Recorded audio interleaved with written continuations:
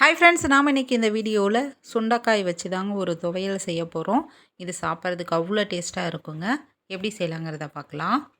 Stove on பண்ணி ஒரு கடாயை வச்சுக்கோங்க. அதில் குக்கிங் ஆயில் கொஞ்சமாக விட்டுக்கலாங்க. ஆயில் ஹீட் ஆனதுக்கப்புறம் இடிகல்லில் போட்டு இடித்து எடுத்து வச்சுருக்கிற சுண்டைக்காவை வாஷ் பண்ணி எடுத்துக்கோங்க. அந்த சுண்டைக்காவை ஹீட்டாக இருக்கக்கூடிய எண்ணெயில் போட்டு நல்லா வறுத்து எடுத்துக்கலாங்க. சுண்டைக்காயோட நிறம் மாறி நல்லா பொரியிற மாதிரி ஒரு ஸ்டேஜ் வரும். அந்த ஸ்டேஜ் வர வரைக்கும் நம்ம நல்லா வறுத்துக்கணும். ஒரு 6-7 நிமிஷம் ஆகுங்க. வெறும் சுண்டைக்காவை மட்டும் இந்த மாதிரி நிறம் மாறி வர அளவுக்கு நல்லா வறுத்து எடுத்து தனியாக ஒரு பிளேட்டில் எடுத்து வச்சுக்கோங்க. அப்போ தான் டேஸ்ட்டு சூப்பராக இருக்கும், துவையலோட டேஸ்ட்டு. சுண்டைக்காயெல்லாம் எடுத்து வச்சதுக்கப்புறம் நாம் மீதி பொருள்லாம் போட்டு ஒவ்வொன்றா ரெடி பண்ணிக்கலாம். இப்போது இன்னும் கொஞ்சம் ஆயில் விட்டு கடலைப்பருப்பு, உளுத்தம்பருப்பு 1.5 ஸ்பூன் அளவுக்கு நான் ஆட் பண்ணியிருக்கேன். இதை நம்ம நல்லா நிறம் மாறி வர அளவுக்கு வறுத்துக்கோங்க. கூடவே ஒரு 7-8 பல் பூண்டு ஆட் பண்ணிக்கோங்க.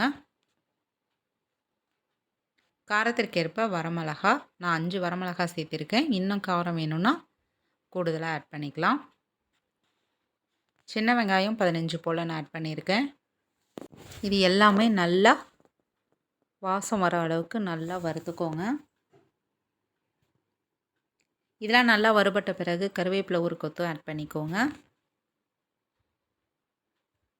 அடுத்ததாக நம்ம வறுத்து தனியாக எடுத்து வச்சுருக்கிற சுண்டைக்காவை ஆட் பண்ணிக்கலாம். இது செய்கிறது ரொம்ப ஈஸிங்க, ஆனால் டேஸ்ட்டு சூப்பராக இருக்கும். துருவி வச்சுருக்கிற தேங்காய் துருவல் கொஞ்சமாக ஆட் பண்ணிக்கலாம். தேவையான அளவுக்கு கல்லுப்பு, கூடவே கொஞ்சமாக புளி. சுண்டைக்காவை ஆட் பண்ண உடனே ஸ்டவ்வை ஆஃப் பண்ணிவிட்டு தேங்காய், புளி எல்லாமே ஸ்டவ்வை ஆஃப் பண்ணதுக்கப்புறம் நம்ம ஆட் பண்ணிக்கலாங்க. லைட்டாக பெருங்காயத்தூளும் ஆட் பண்ணிவிட்டு இதை நல்லா ஆற வச்சிடலாம். ஆறின பிறகு மிக்ஸி ஜாரில் போட்டு கொஞ்சமாக தண்ணி ஊற்றிக்கோங்க. நிறையா வேண்டாம், கொஞ்சமாக தண்ணி ஊற்றி நம்ம அரைச்சி எடுத்துகிட்டு வந்துடலாம். பாருங்கள், நமக்கு சூப்பரான துவையல் ரெடி ஆயிடுச்சு. இது சுட சுட சாதத்துக்கு அவ்வளோ சூப்பராக இருக்குங்க. தோசைக்கும் ட்ரை பண்ணலாம், அட்டகாசமாக இருக்கும். ட்ரை பண்ணி பாருங்கள்.